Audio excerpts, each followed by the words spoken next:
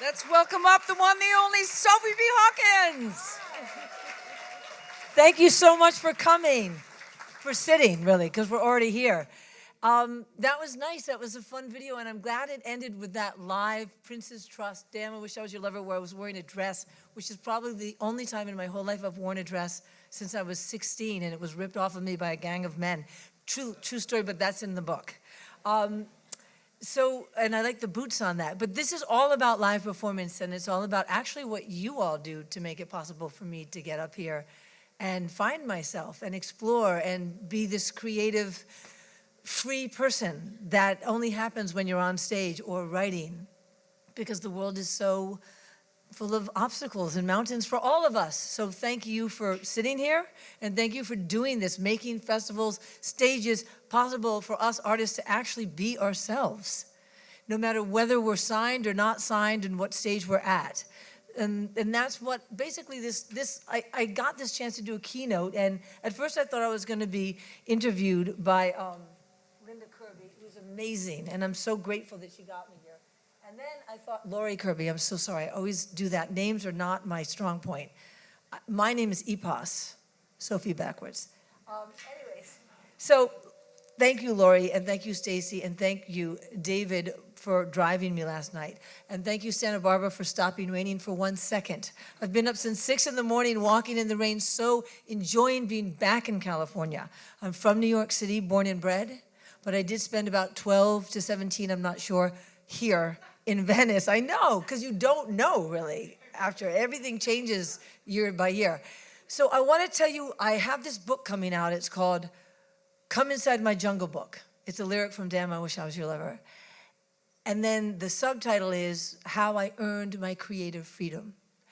That's been my life's mission, is my expression of my creative freedom. And as a woman, as a drummer, which I'm going to tell you about, as a songwriter, as a mother, all of it. So I'm going to try not to ramble, because I've never done this kind of thing before. And since Lori's not interviewing me, you guys can ask me questions at any point. Just say, hey, tell me more about that, or stop talking about that.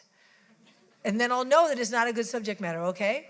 So I wanted to say that the truth of how I became Sophie B. Hawkins standing here with all these songs that I wrote, which most people don't even know I wrote the songs, but I'm not going to dwell on that, is that I wanted to be a song. In 3rd grade, I guess 1973, I was sitting on my windowsill on Central Park West, I'm sorry, but it is rent-controlled apartment, looking at the park, and my mother had put on Bob Dylan, and he was singing, I wish that for just one day you could stand inside my shoes. You'd know what a drag it is to see you. And my father came walking past. He stood back there and he looked out the window past me and he said, don't you just love that lyric? And I was like, wow, he just told me something about his mind. He just let me into his taste. And I did love that lyric. And I loved the jangly sound, and I loved the fizzy blue sky in June. I loved everything, and I loved my father, and I wanted to be a song, because songs are so giving, and they don't ask anything of us, but we just kind of bop along. You don't even have to listen to the lyrics. A song brings people together. Look at us now. A song heals people. It moves mountains.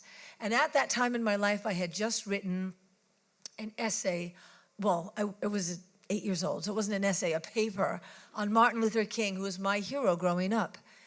And We Shall Overcome, Joan Baez leading We Shall Overcome, my parents at that march in Washington, I Have a Dream. All these things were just a swirl in my 8-year-old mind.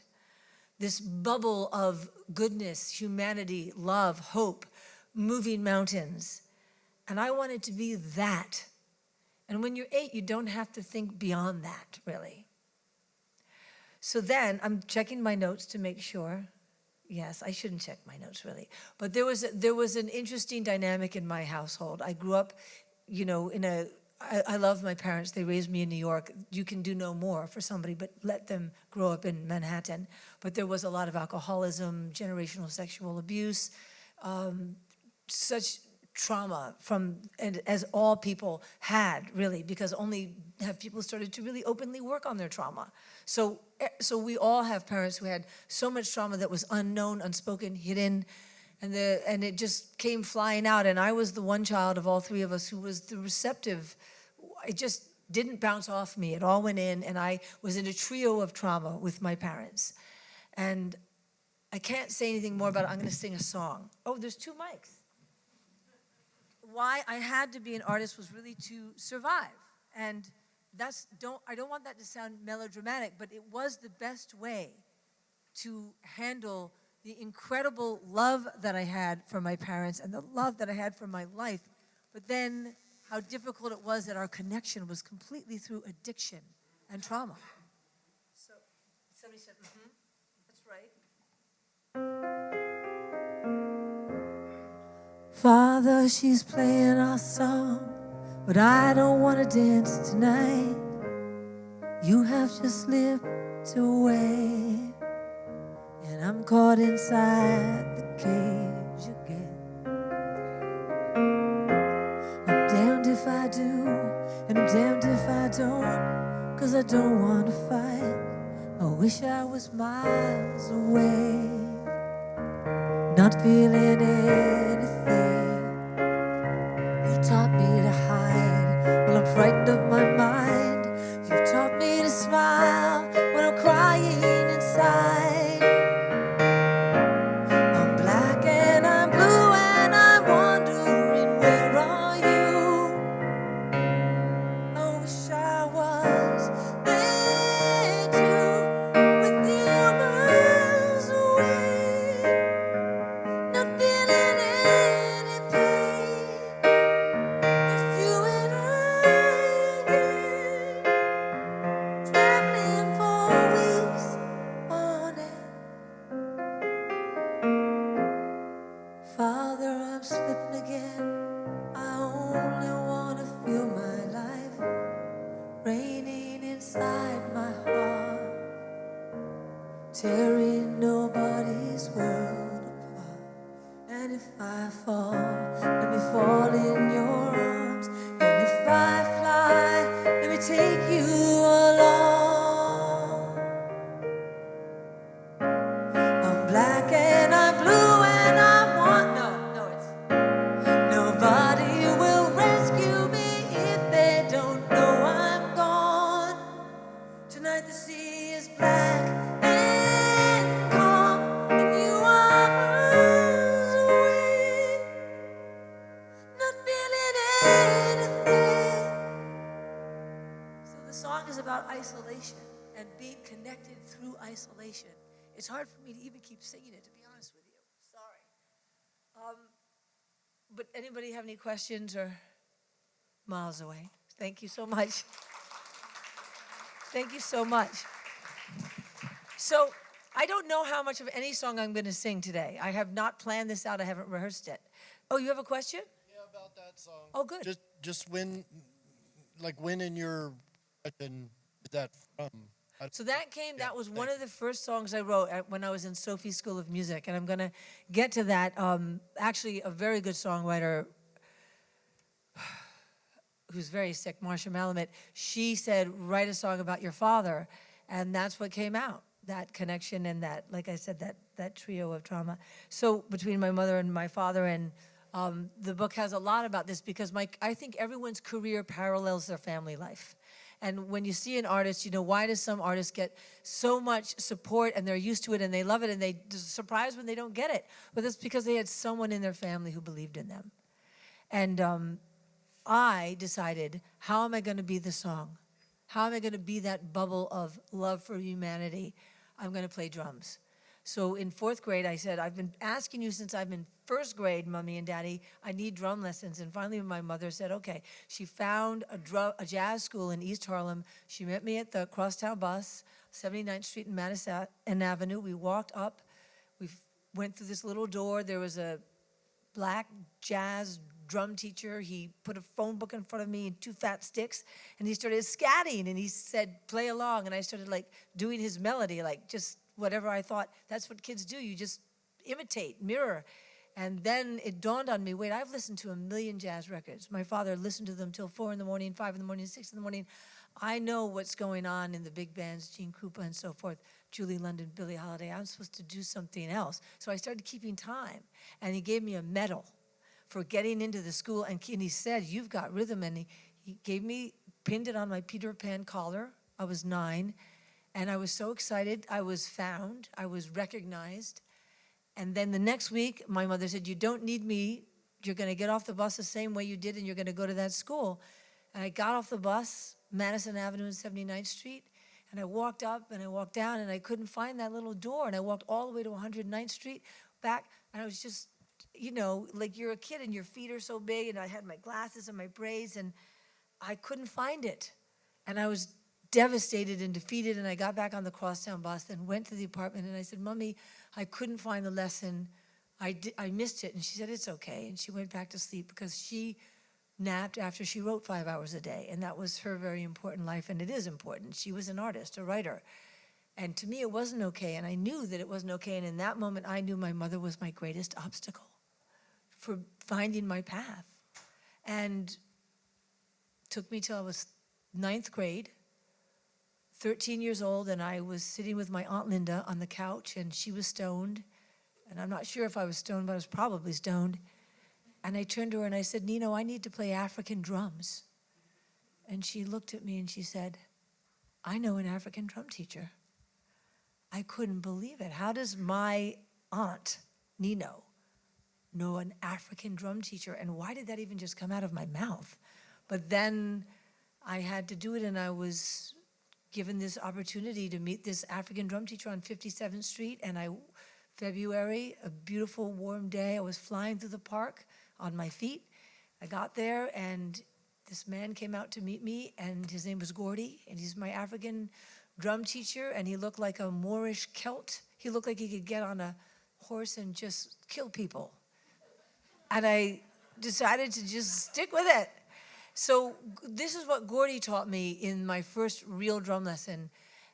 He put a beautiful Ashiko drum there. I put it between my legs. He had his big rosewood drum. And he taught me that every single beat you play is part of a bigger communal communication. It's a song. So he was teaching me West African. He was singing in Yoruba. So he would teach me the gunko go, gunko do, and then he'd hold on, and then I'd have to be able to, I was dying of exhaustion. It was so hard. And I'd hold it, an hour later he said, now sing the song. Oh Dunde. I couldn't do it, obviously, but I was trying my hardest, and then he went to one corner of the room, and he flew, his giant football player of a man flew across the room and did this dance, like Big Bird. African music right here delivered to my mind step, my mind doorstep. And I walked out of that lesson 3 hours later, 13 years old, and I was doing the Gordi me. I was never going to forget this. I was on my path. I was never going to look back. I quit basketball. All I wanted to do was drums. And luckily, he was there to teach me. If I said I practiced 1 hour, he said practice 2. I said I practiced 2 hours, hardest thing I'd ever done in my life. He said practice 4. I quit smoking pot, I quit drinking, I quit Quaaludes, cocaine, everything at 14 years old. I was clean and sober, and I was ready to work. I know. And I remember the more I practiced, I once overheard my father in the kitchen, and he said, why do we have to listen to this? She's so loud. She's never going to be anything. I know, I remember that. I can feel, I can see it. I was shocked that my father would say something about me like that, because I thought it was so obvious. I was on a path. And that made me get up at 4 in the morning and start practicing even louder, because I wanted to kill him with my practicing. And Gordy believed in me. He was about 3 times my age. He was from my parents' era. We got very, very close. I actually moved in with him. And he said, you should be in Manhattan School of Music for college, because it was high school and people were talking about this and that in college. And I said, I'll never get into Manhattan School of Music. It's the best classical school for percussion, at least it was at that time. Somebody said, who's that? Do you know that? Oh, amazing. So then I had to learn the marimba, the 6-foot grand marimba with the 4 mallets, and I had to learn Bach solo suites for cello, and I had to learn timpani, and Gordy helped me with everything. He drove me to Maryland, and we rented timpanis, and I had them in the living room, and my parents were so angry, but I didn't care. I remember the school, Trinity High School, they called up and they said, Sophie hasn't been in school. And he just answered, he was home because he wasn't working at that time, because he said, she's practicing, and hung up. It was kind of like, fuck you, everybody. Even you practicing. But I got into Manhattan School of Music, which was a shocker. And I almost didn't get in, actually. It was an amazing moment. I had worked almost too hard to get in, and my nerves were frayed, and I was the only girl auditioning, and all these fantastic prodigies, Ricky Dior and everybody, they were just acing their auditions. You could hear them through the door, and I went in and I froze. I froze doing the marimba, and that was my best instrument. And Fred Hinger, who was the head of the department, and he played timpani with the Philadelphia Orchestra, he's very famous. He had compassion for me, and he said, and I was very thin, he said, play the timpani. And I got on the timpani, and I played it like John Bonham. I didn't even care what the music said. I just played the shit out of the timpani, and they had to let me in, and they did. So 3 years, I'm living with Gordy Ryan, my drum teacher, and all the Africans coming in and out from Senegal. Olatunji lived in that house, that apartment. I'm playing classical and jazz and doing absolutely everything you can do to be a great student and being legitimate. And then I went to see my idol, Omar Hakim. I went to see him alone. I bought tickets to the Beacon Theater show of Weather Report.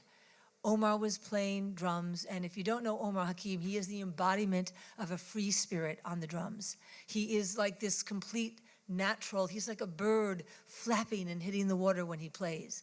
And it was so moving, he's like poetry in motion. And I watched him from way up there at the Beacon, and I walked home and I sat on a rock in Central Park, and I said, I'll never be that. I'll never be the embodiment of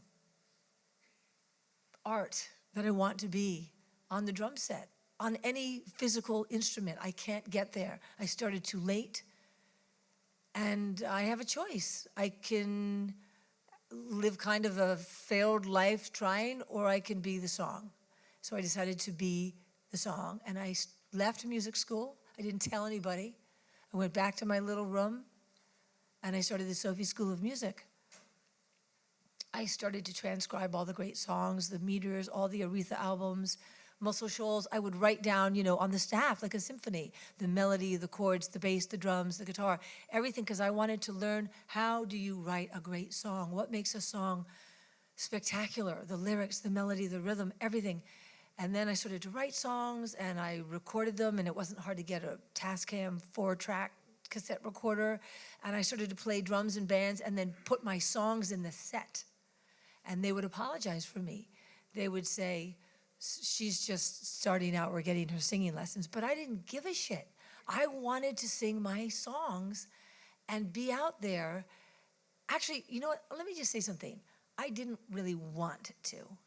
I knew I had to, because I had to get to this place where I was the music, and I was the song, and I was the embodiment of the expression inside of me. And it was all so awkward and horrible. It wasn't great to be apologized for singing behind a drum set. And I knew my songs were just barely walking, Parts of them were great, but that's what we do. I went through it, and then what happened was, I'm gonna look at my notes right now. Sorry. Do you have any questions? No? Oh, Sophie School of Music. Yes, please. I remember when you came out, I think it was Columbia Records, I saw a showcase and you were barefoot. Yes. And I see now you're in slippers. That's because it's so cold. Okay. What is... So, and I'm also nervous. I've never told my story, guys. This is very nerve-wracking for me, and I'm hoping I'm articulating something that is meaningful that you can grasp. So I was out at 6 in the morning, and I'm on New York time. I moved back to New York. And my shoes got really wet, and my feet get cold. And when my feet get cold, that's when I get sick. and angry, actually. I hate cold feet. So I've been struggling with different slippers all day. There you go. So that's the reality. That's the reality of all this. It's like the real, the practical, and then the elevated and the exalted. So I was just reading the Sophie School of Music. This is me teaching. So I left music school where I was dying to absorb all the great composers and be this musician. And then I just decided I have to teach myself music. No one can teach me. The songs have to come out of me. And I have to say, that was very wise at the age of what? 18, 19, 17 to 18, 18 to 19, 19. So I was 20. I was 20 and I decided it's now or never. Find your songs, find your poetry, find your expression.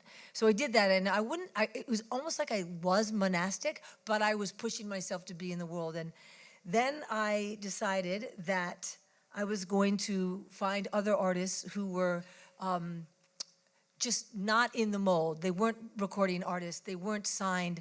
And I went to the downtown scene, and it was flourishing with female artists. PS 122, Dixon Place, Wow Cafe. There was these phenomenal, it was about, let me see if I have it on my notes, 1987.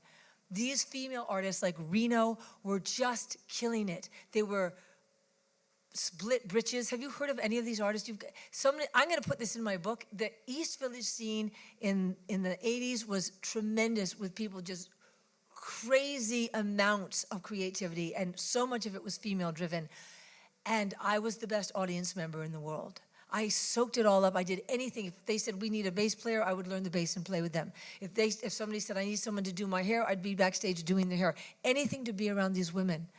I was so inspired by them, and they were helping me understand that craftsmanship is one thing, but art is another. Art is something that you can't even define, and I wanted to reach that level. And another thing that I noticed was all these women they had all different bodies. They weren't trying to fit the mold. And remember, I was trying to be writing great pop songs and seeing these people all, in the 80s, images of women. And these women were like, I am just me, and I'm trans, and I'm gay, and I'm whatever I am. And I was like, wow, I wasn't accepting of myself that way. And I had the remnants, and I would say more than remnants, I had a really bad eating disorder, and I had it since I was 9 years old. And so, yes, I did give up the drugs and the alcohol and all that, but I kept this little secret, big secret, and it was my tie to my parents, and it was my tie to the unresolved issues and the trauma and everything, and I wanted to have that. And I remember saying, my father's best quote was, I'd rather die drunk than live one day sober. He said that often, and you don't mess with that. He said, don't mess with me. And I secretly said, I will never give up this eating disorder. I won't survive. But when I saw these women and the art that they were creating and handling and dealing with their deeper emotions, I decided I had to deal with it. So I went to AA with a couple of friends, and I started to realize there was hope and there was healing for this incredible addictive connection to the world, or hidden, you can only show certain parts. And it was transformational for me. I lied, I stole in the name of fear, but I won't be silent here. I don't want somewhere to run to. I don't want somebody I can shake. Lord, I want my dignity again. Before I walk on fire, you gotta look me in the face. I won't flinch and I won't turn away. That was on Tongues and Tales. And thank you so much. That, interestingly enough, when I finally did get signed, I'm skipping ahead, the vocal from my home demo, they said, you have to use that vocal. And that was a great thing for me, the confidence that what I'm doing in my room alone is good enough for putting on a record. Then I got this amazing job as a coat check. I was the coat check at a theater restaurant in Orso, in New York City, called Orso. And everybody is about 1988, and everybody who's anybody in theater, music, movies was coming into Orso every single night, and I was checking their coat. So I had gone from this, I was still in the doghouse. I was behind, looking at everybody, reading Anna Karenina, and then taking their coats and whatever. But I was seeing David Bowie came in and said, "How's my lipstick?" And Steve Martin came in and talked to me and gave me a $20 tip. Everybody, but then I started to get this feeling like, oh my God, I should be there. Why am I in, I've now done, I skipped this part, but I've done acting for 2 years. I was in student films and plays to write better songs. I've been playing with bands. I've got hundreds and hundreds of songs. When am I gonna get out from behind this veil and be with these people? And it was very frustrating for me. Then I got a break. I got hired by Brian Ferry as his percussionist. And how that happened for me was Andy Newmark, who is a very great drummer, you may know him from playing on all the albums in the 70s and 80s. I had this amazing, like I talked about the trauma of the trio of trauma with my parents. Now I had a trio of healing. I had Andy Newmark, and I had this chef at Orso, Donna Insulaco, and I was involved with both of them, and it was opening up my mind and my emotions and my heart, obviously, and the conflict was incredibly great for writing. And then I got hired by Ryan Ferry to be his percussionist, but then I got fired very badly, very humiliatingly. And the good thing about that was that I went home and wrote a lot of great songs. And one thing that happened was somebody came into Orso and they said, "You have a great singing voice, a great speaking voice. I bet you're a great singer." And I said, "I'm a terrible singer, but I'm a great songwriter." And I gave them my demo tape. I probably didn't say I'm a great songwriter, but I would like to think that I did. They took the tape, they left it on their jingle studio. This was Mark Cohn, who sang Walking in Memphis. He wrote that song.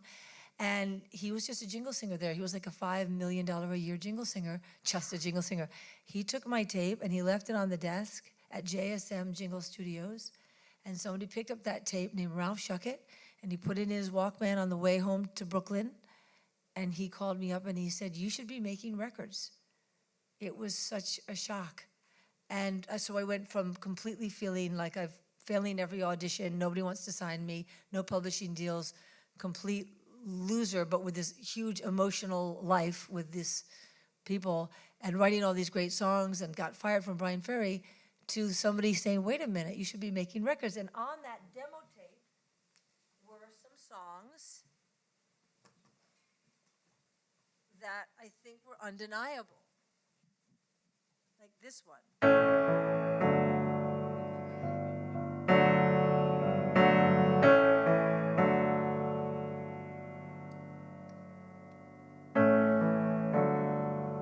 That old dog has chained you up all right. Give you everything you need to live inside a twisted cage, sleep beside an empty rage. I had a dream I was your hero. Damn, I wish I was your lover. I'll rock you till the daylight comes. Make sure you are smiling and warm. I am everything. Tonight I'll be your mother. I'll do such things to ease your pain. Free your mind and you won't feel ashamed. Ralph wanted to change everything about this song. And I said, no way. I showed up at his house in Carroll Gardens with a kitchen knife in my pocket because I thought he might be a rapist. He was so far from a rapist. He was actually the nicest man I've ever met. He's not alive anymore. But he said, "You know, you can't have 3 verses and this giant bridge, you know? If I was your girl, believe me, I'd turn on the Rolling Stones. We could groove along and feel much better. Let me in." But I was very diplomatic. I let him take things out and move them around, but I always just said, no, it's not better. It's more poppy, it's more homogenized. He said, "You'll never get a deal with this verse."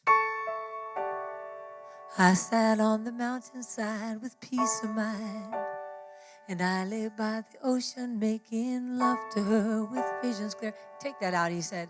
No one's going to want to sign saying making love to her. He said, say making love to him. And then I wouldn't even try it. I said, I'm not doing that, Ralph. We're doing the whole song, the 16-bar bridge, which sounds like a whole nother chorus. We're doing the 3 verses. We're doing the big end. We're doing it all. Or else we're not doing it. And guess what? I had 7 labels after me. So from 0 to everything. And I didn't realize it at the time that was like, wow, because it was only a year difference that the meter moved like this. But I have to stop and say now, if I had listened to Ralph and tried to get a deal and taken that 3rd verse out and cut those choruses, do you know something? He also this. The low voice, damn, I wish I was your lover. I'd rock you till the daylight comes. Make sure you are smiling and warm. I am everything. Tonight I'll be your mother. I will do such things to ease your pain. Free your mind and you won't feel ashamed. Actually, it's only the same melody as the lead for 2 bars. It's completely different. He said, you cannot do that. The bottom octave, the low octave, which 3 of me were singing, is a completely different melody if you hear it. It's why the chorus sounds so incredibly wild and beastie. It's like a beast. And it is a beast, and I stuck with that, and I'm really happy I did. And I want to say that was being influenced by those fantastic women in the downtown scene, and it was leaving music school, and it was Gordy telling me after he did believe in me that I could never sing and I could never write songs, and it was my father saying she'll never be anything, and it was my mother saying I'm not going to take you to lessons. It was all that built up this incredible sense of conviction. And I signed with Sony because they had John Hammond back in the day. They had Bob Dylan. They had Billie Holiday, and they had George Michael. And I really loved that song, Father Figure. And I believed that they would treat me like an artist, and they did, actually. I mean, when Tongues and Tails came out, that people thought that record, they thought I had done 10 records. Because you know who I hired for my drummer? Omar Hakim, the guy who made me stop drumming because he was so great. I hired him as my drummer. And they said, you can't hire a jazz drummer on a pop record. Yes, I can. And guess who hired him after that? Sting, and then Madonna, and then on and on and on. But I was only like new. So I'm going to give myself a little credit for that. And yeah, that was amazing time. I was really confident for some reason, but it was confidence born of so much fighting and so much rejection. And so anyways, Tongues and Tails was, it was a hit, but it wasn't a big enough hit. The battles were incredible. 2 band videos. One was because I was wearing a cheesecloth and my hands were dancing with the black man. And then I found that out recently that's why they banned that video, because isn't that wild in America? They didn't want to play it because his black hands were on my white face and my white hands were on his black face, and that was too much for the South. But anyway, I made another really good video. And then there was the omnisexual thing. I came out in the New York Times as omnisexual, and Sony was like, what? And then I was talking on pop radio in the morning shows, I was talking about transsexuals and saying there really is such a thing as ambiguous sex. And people, like 30% of babies are born with ambiguous sex. And that's what I think trans is addressing as well. And they were like, what are you talking about? Because it was a movement back in the 90s, but it was very underground. But I thought it was very important because I happen to have loved artists who were trans back then. None of them have surfaced, but I was trying to promote it. Okay, so a lot of battles, and like Sophie is a walking train wreck. But I wasn't really. I was just of this day, not of that day. Then Sony said, I did the Bob Dylan Fest, which was very meaningful. And I sang I Want You, and I got to support Sinead, who was booed. And Sheryl Crow was my background singer, and she was incredibly nice. And who knew she was going to be Sheryl Crow and surpass me by eons and light years when I looked behind and there was this beautiful woman smiling at me. And I thought, wow, she's so great. I wish I was a background singer.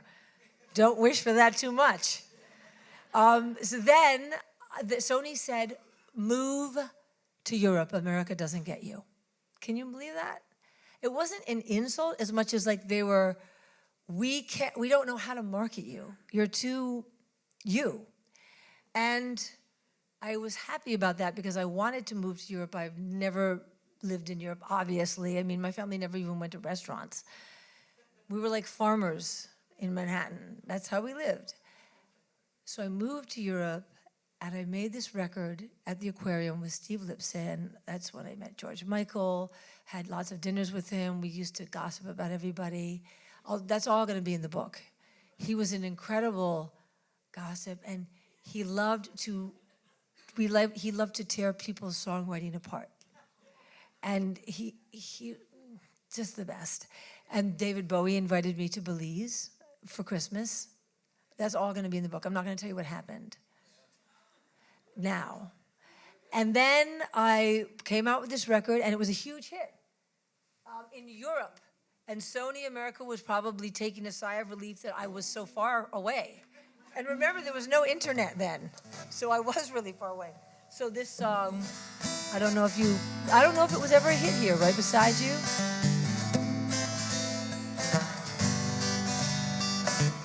I'm dancing in the shadows of life, and death is all around me tonight. I miss you making love to me right beside myself. I'm holding you tight. Someone is waiting for me to rise and dive into the ocean. I cried and I cried and I cried my baby to sleep beside myself. I need to keep right beside you. I see right beside you. I stay right beside you. I'll be right beside you always. So this was thank you so much. Right Beside You was when I toured all of Europe with just another musician, Joe Bashorin, and he was in that video at the Princess Trust. He was the black guy playing the piano. He was drinking all night. We had 6 shows. It was fantastic. Germany, Austria, Switzerland, everything. I felt so free, and this is about, again, what you all do in putting on shows and the whole business of it. I grew so much as an artist, being out of America, being on stages, all kinds of stages, singing in all kinds of, just a duo, sometimes just me. It was so exciting for me. And interacting with the audience, it was, to get out of the hit-making machine and to get on stage and to really be with people was so crucial because, Sony had sent me to go away. And here I was away, but developing the strength of a real warrior. I decided that's not gonna be my one record. And then I had this hit, and then, oh my God. There was a song that actually Sony America didn't like. And I'm not putting down Sony because they promoted my first album like nobody's business. And I do believe they did completely as much as they could have done in the times, because the relationship between an artist and the spirit of their age is what the future of their works depends upon. And I was in a very tenuous place with the spirit of my age. And I think for somebody like me, it comes and goes. You're in, and then you kind of disappear. Then you come back, and then you kind of disappear. And I think for real creative people, that's what it is, because you're not doing a formula. In fact, this is why art is nothing like science. You can never repeat it. And Sony was saying, do another Damn, I Wish I Was Your Lover. How could I relive that experience? I had already been through it. I'd already healed from it. I'd already written Damn, I Wish I Was. I didn't want to do it again. So this song, I'm only getting my glasses because just getting my glasses, all right? I don't want to hit a wrong note. I'm very exposed here. So this song, they didn't like, and it became a huge hit in Europe. It felt like springtime on this February morning. In the courtyard, birds were singing your praise. I'm still recalling things you said to make me feel alright.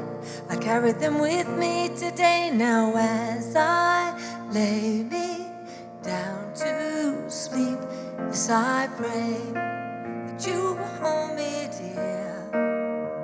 Though I'm far away, I'll whisper your name into the sky, and I will wake up happy. I wonder why. Sony. Thank you. I love that bridge. Again, they did. It's not too near for me. Like a flower, I need the rain. Though it's not clear to me. Every season as it's changing, I will see you when the sun comes out again.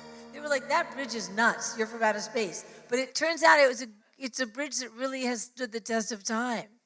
So Sony America was having trouble for one reason or another, and Sony Europe said, you know, you're missing something. Sophie B. Hawkins, the girl you told to move to Europe, she's got a great song, and it has legs. It's been a hit for 2 years over here. And so they brought me back to America, and they wanted to promote that song. And I was Sony said, and I was sitting on my fire escape in Christopher Street with my cat, Slater.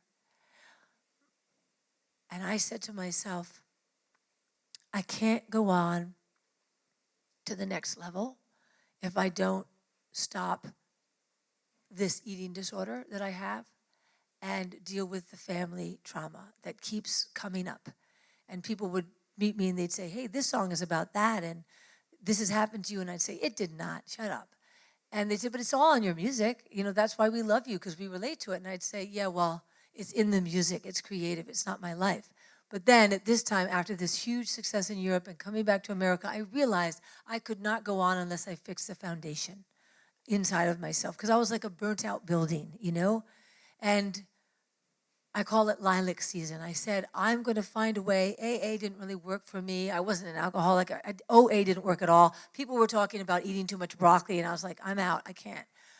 I'll never eat too much broccoli. But the secrets were big, and that's how they are with those kind of addictions. And nobody was talking about eating disorders then, except Nancy Reagan was like an anorexic, whatever, but nobody was talking about it. So I said to myself, every time I want to act out, which is, I'll explain it more in the book, I'm going to do something nice for myself. Every time I feel like doing that ritual, which keeps me in this attachment to this connection to this stuff that happened, which is so secret, I'm going to get lilacs. So I'd walk out and I'd buy a bouquet of lilacs. Or I'm going to make Indian lemonade. I had this great Indian vegetarian cookbook, and it was lemons and limes and ginger and mint, and so delicious. So I started doing these little other rituals that were nice to me, not exercising, not pounding myself, not, but nice things for me, and it worked. I stopped my eating disorder, which I'd had since I was 9 years old. And it had gotten in sometimes so bad. And there were times that I'd healed it for a week or 2 or a month. But I always went back to it because it was my go-to for surviving the hardships that we all survive absolutely every single day. Nobody gets away with it. We all have so much struggle.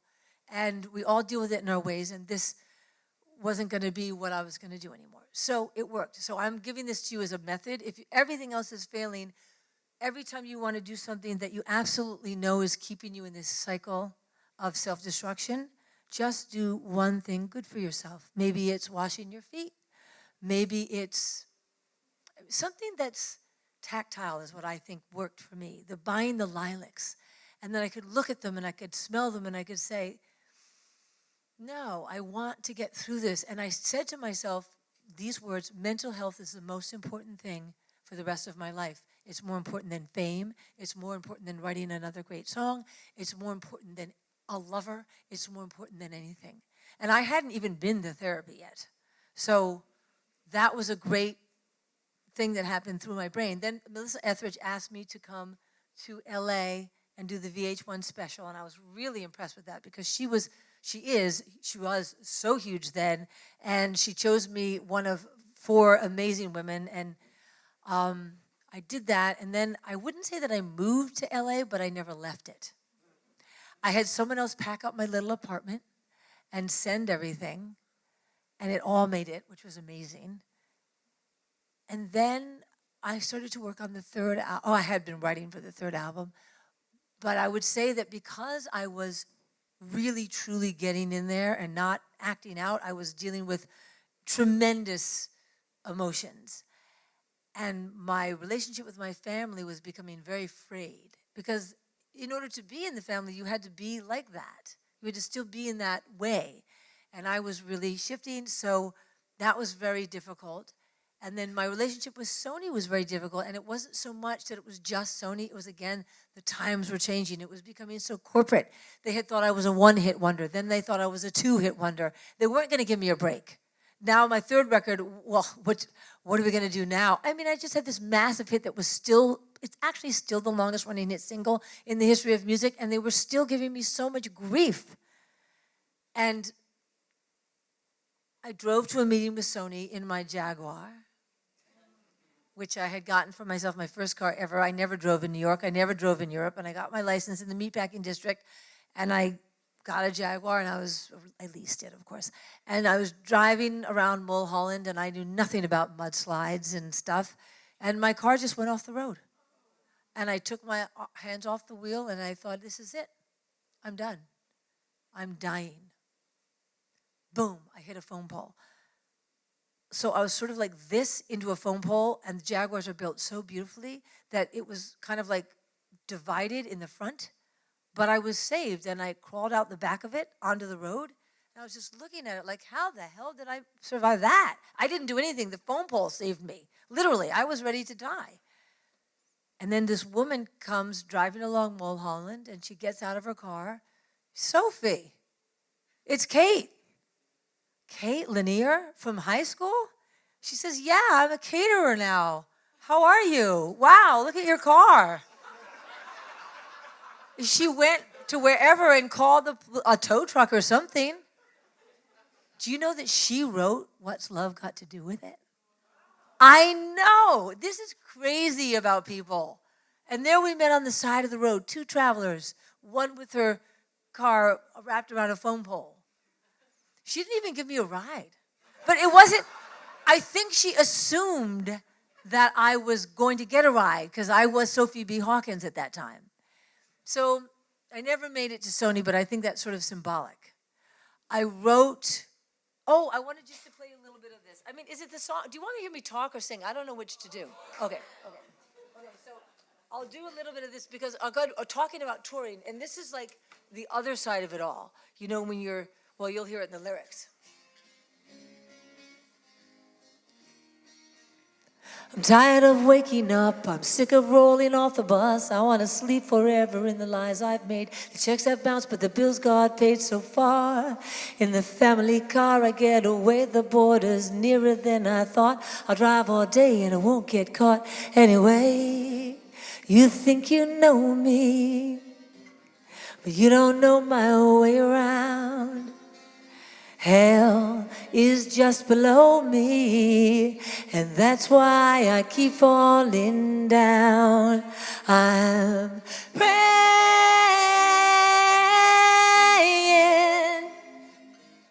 to resist temptation, staying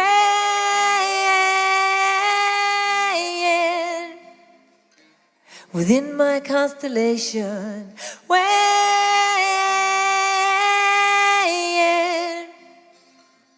every intonation betraying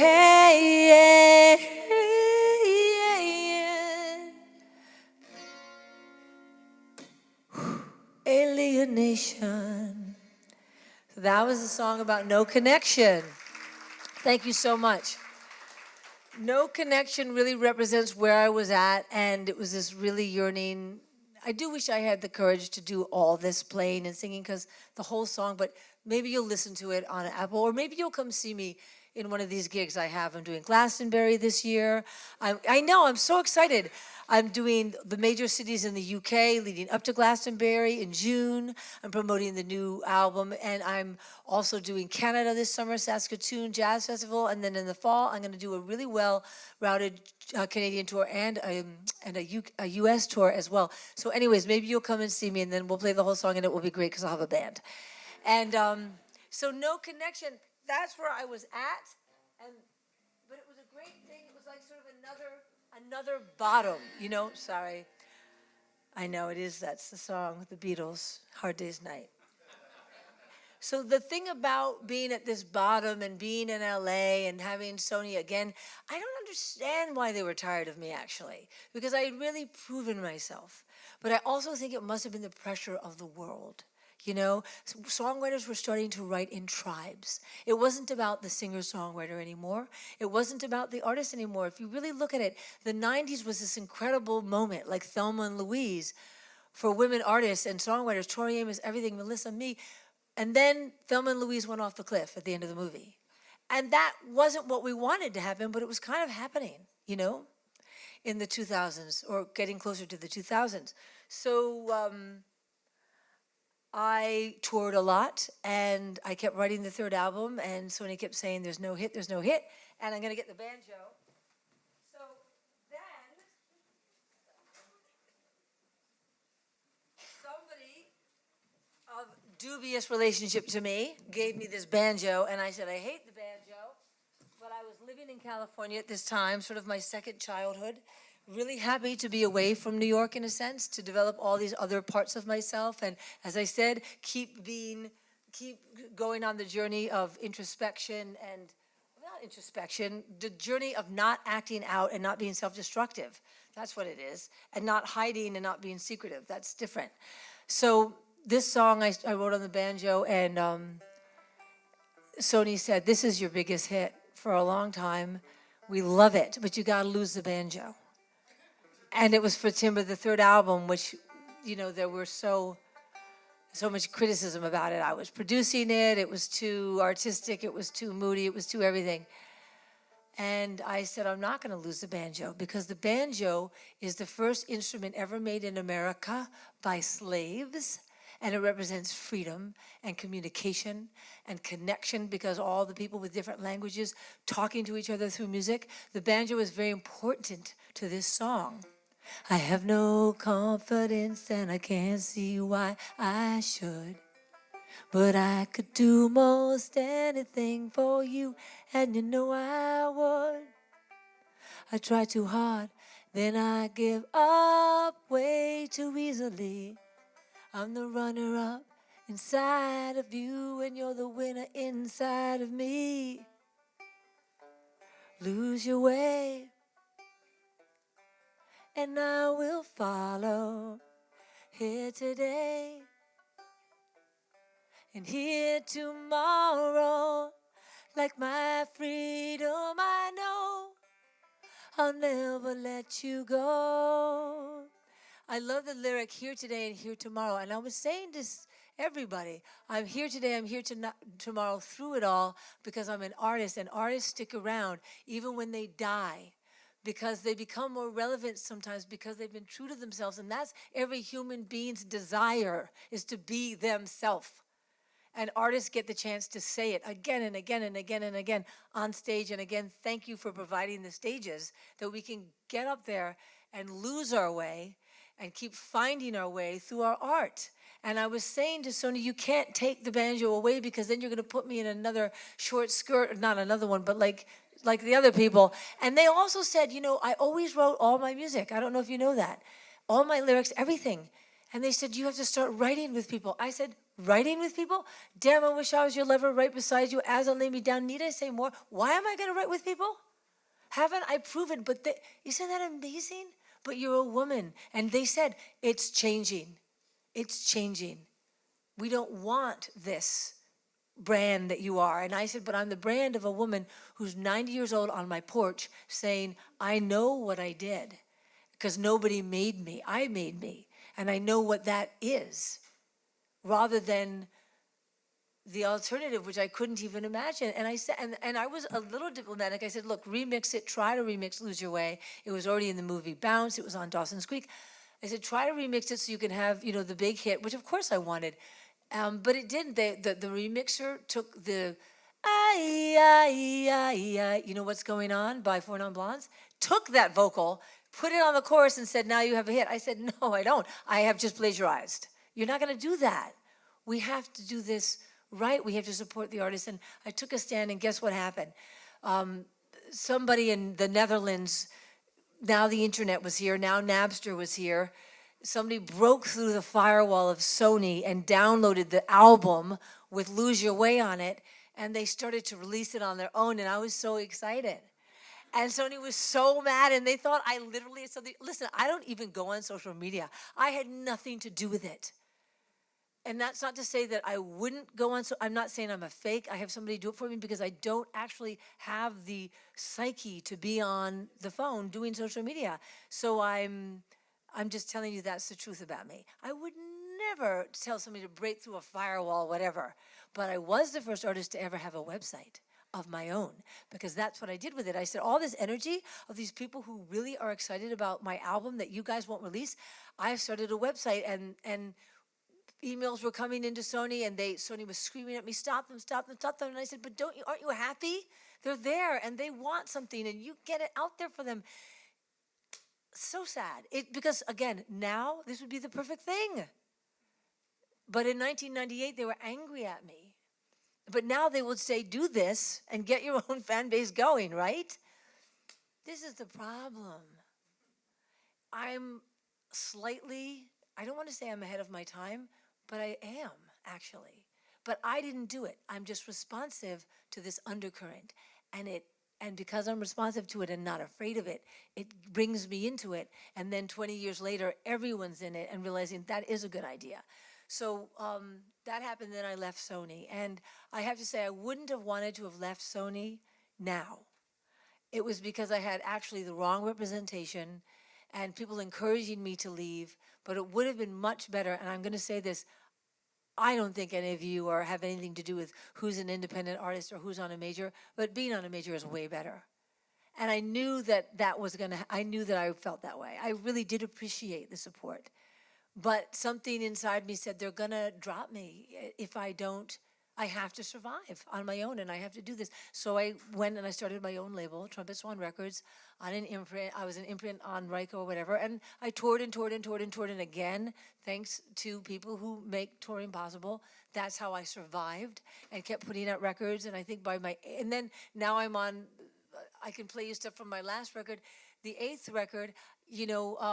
This whole Lose Your Way thing was the turning point in my life, where when I said how I earned my creative freedom, it's by literally facing up to the big, which one was Davis? Goliath?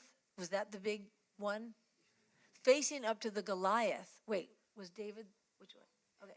I was David or Goliath? I'm David.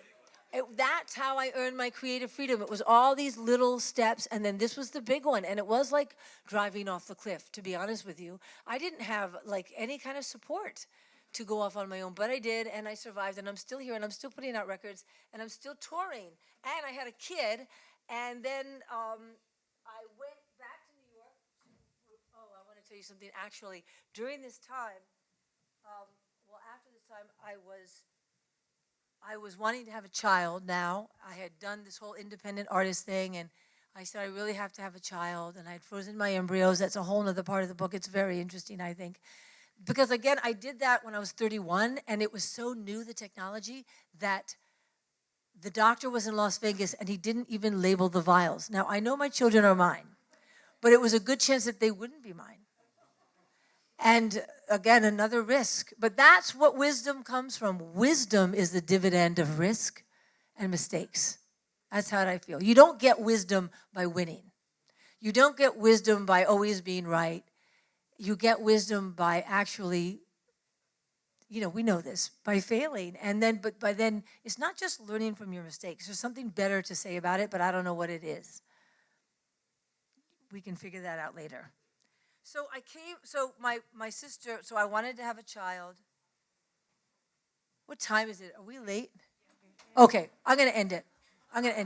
I'm not going to write the really incredible sad song about my father dying. I'm not going to write about going. I will just leave you. Should I leave you with a song? Okay. Oh, God. And I had another child in New York, and I put out this record called, of course, it's called Free Myself.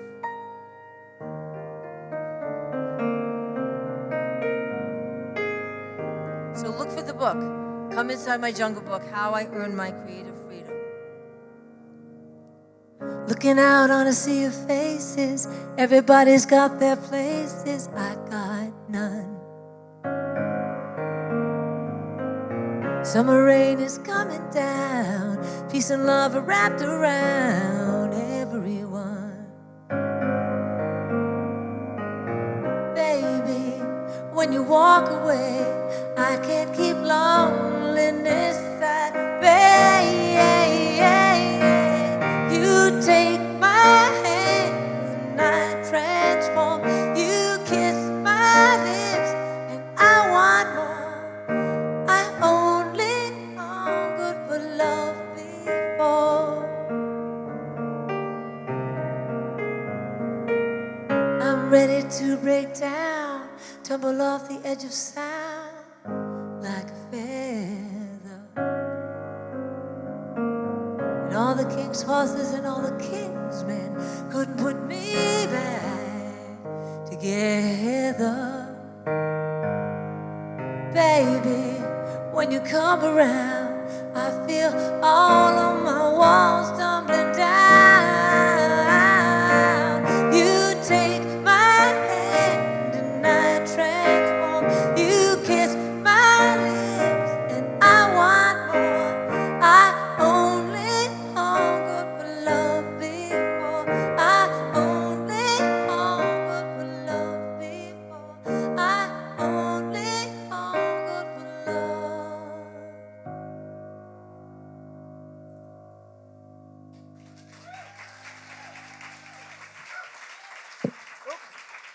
Thank you so much. Hi, Lori. Thank you for sitting here and taking this all in. I really appreciate it. And I hope I see you out on the road. Thank you. Was that brilliant? Let's give it up for Sophie B. Hawkins.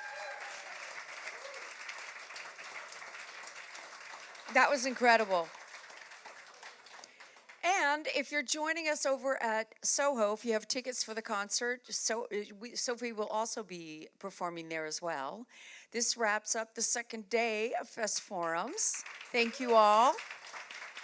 What a day. What weather. And we're going to be having a little reception over in the Terrace Ballroom. I hope you will join us. And then again, we end with the awards ceremony, which happens from 8 to 9.